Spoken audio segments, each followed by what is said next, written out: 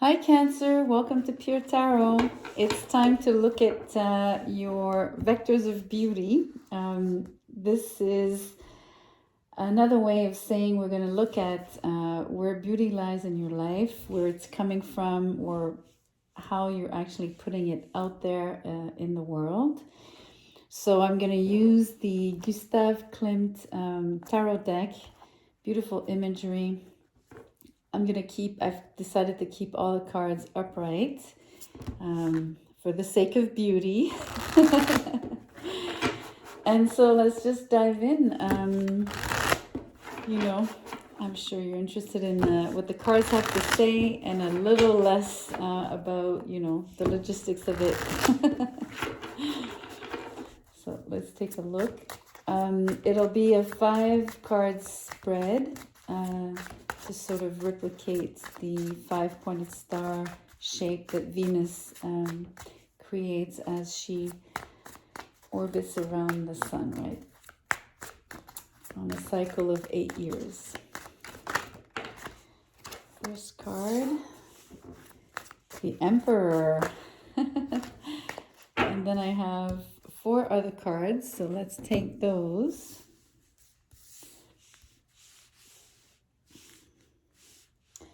We have, so let me show you that Emperor. We also have the King of Swords. We have the Ten of Swords. We have the Ace of Wands. And we have the Moon.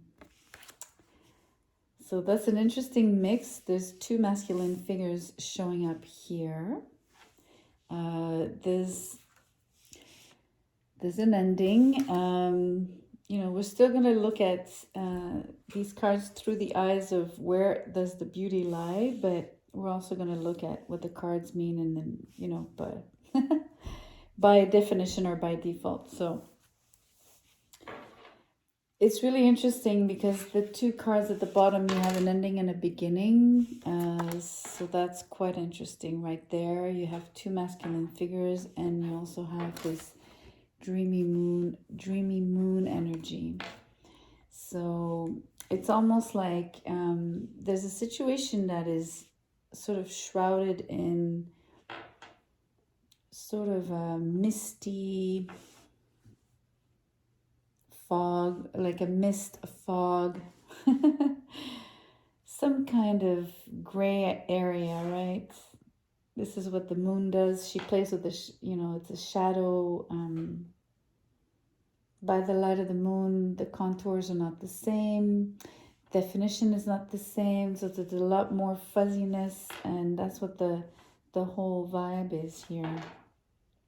There's something that is not totally clear to you, but at the same time, I have to say there's tremendous beauty on this card because, with the moon in itself, right? She makes everything very soft.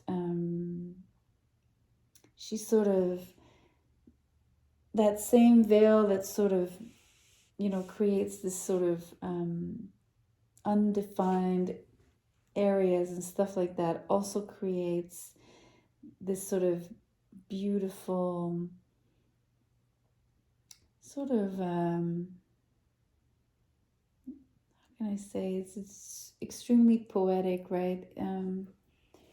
It's very calm, it's very subtle. So there's a lot of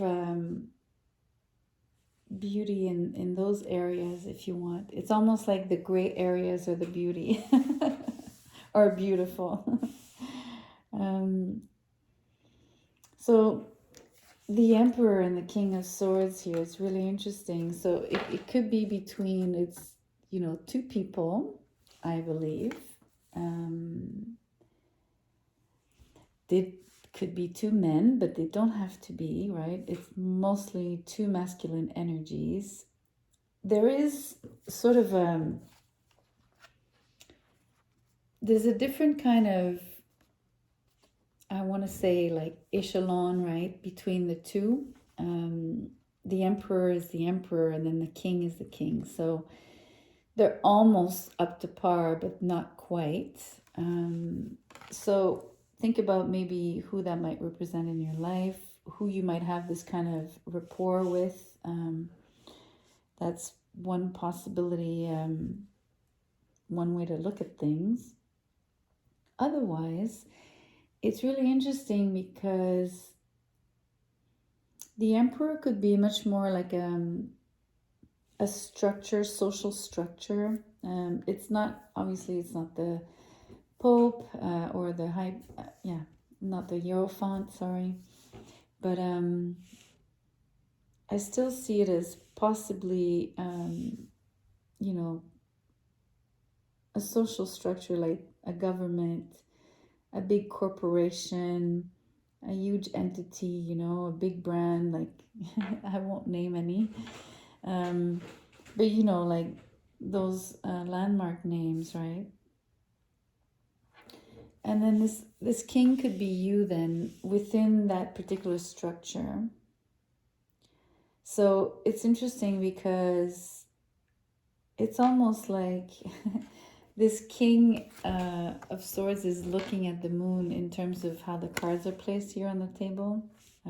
So the emperor is at the top. I have 2 cards here on the side and then 2 other ones at the bottom. Sort of, like I said, to create the 5-pointed star shape.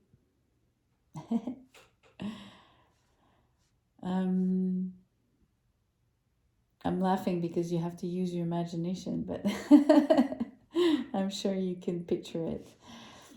And so the King of Swords is looking at the moon. So there's an interesting sort of connection between the two. And it's almost like the King of Swords being such an intellectual character, right? All about logic and precise information, very structured, I don't know, almost like verified, right? It's extremely strong, and then he's looking at this entity, because you might as well call it an entity, no matter what form it takes in your life, right? It could be, and here's where I'm getting at, is this could be this King of Swords longing for more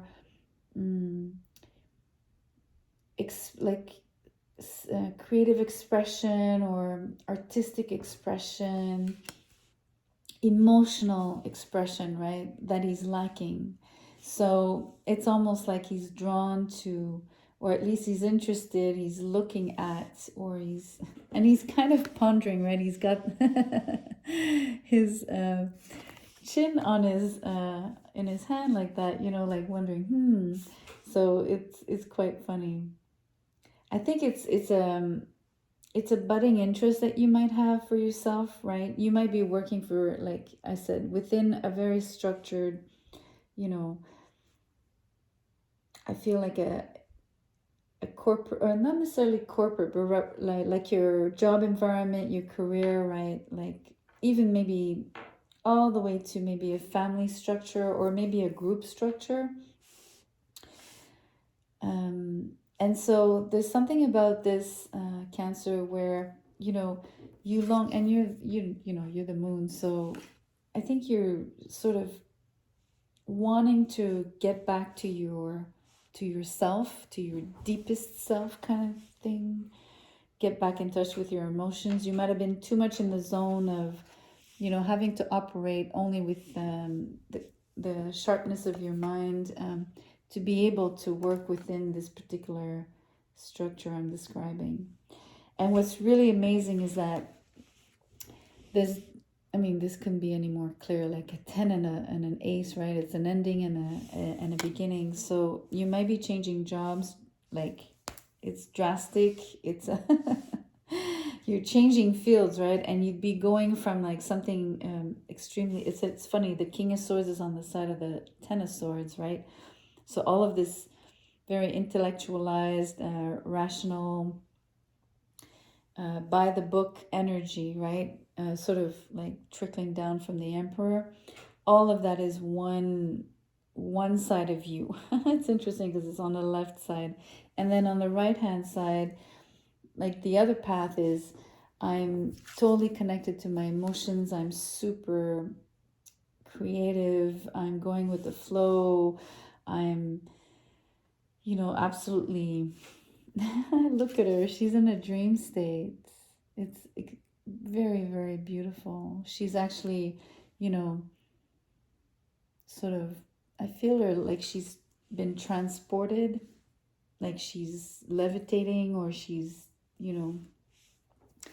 and then on her side to help her out is the Ace of Wands, which is all about passion, creativity, a new spark, a new passion. So it has, you need to have, I guess, emotions coupled with passion, right? In terms of, it doesn't have to be, and I'm not describing physical passion, it could be, but I'm really sensing much more your drive, your energy, your enthusiasm, your curiosity, all of those, your eagerness, right? All of those super nice qualities of Kickstarter energy. And it might, it's funny because it might, you could almost say that it's a, how do you say, what goes around comes around, right? You went through the cycle with doing things, I guess, on a mental level, and it's almost like a renewal, and then you're coming into your emotions. And in the end, what you choose to build is you're building maybe a new structure, which would be much different from the initial one, which would have a different set of values and maybe a greater sense of communion here with the moon energy, right? The emotions and the flow and so in terms of the mission and the values of the new business that you'd be creating. And I really think it's a startup, right? It's a new creation, it's a new business, it's something like that. So that's what's coming to you. That is so beautiful. We're gonna draw some little charms here. Take a look at. Oh, come on. Give me a sec. Okay, there's a few. Oh, that's interesting. There's 3. So we start with the microscope, which I want to put on the King of Swords side because it's definitely up his alley. I said, to verify, maybe now I get the word scrutinize. It's very scientific, applied sciences, like it's by the book, it's precise, it has to the bottom line has to, how do you say, when you balance your books, right? Like everything has to be to the penny, that kind of energy.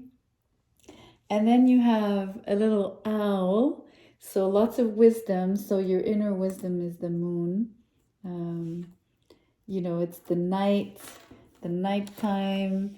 It's all of those. It's beautiful. It's absolutely perfectly in line with the sort of difference between the two energies that I was describing. And then you have an eye. So I want to put the eye on the emperor because I think that the emperor is seeing, clearly. He's seeing everything. Like the, omnipresent. No, how do you say? What's the word in English? I can't say it. Damn. Omniscience in French. To be I can't say it. To know all, right? To see all and to know all. So omniscient, I think, is the word. Finally, I could blurt it out. Anyway, so definitely beautiful insight with this eye. I don't know. There's something else about it. It's about beauty, and I think this emperor has beautiful eyes. As plain and simple as that. So there you go, Cancer. This was fun. I hope you liked it. Please share the video and subscribe. I'd love to see you again. So talk to you soon.